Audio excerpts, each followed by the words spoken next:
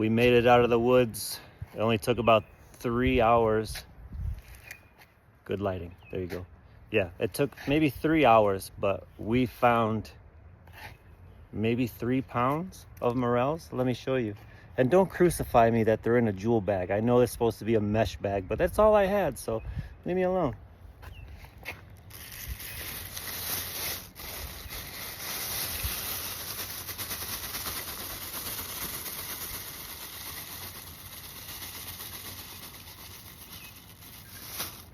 Look at these big boys here. And there's a few more in the bag, but check those out. What a day, huh? Greener grass adventures.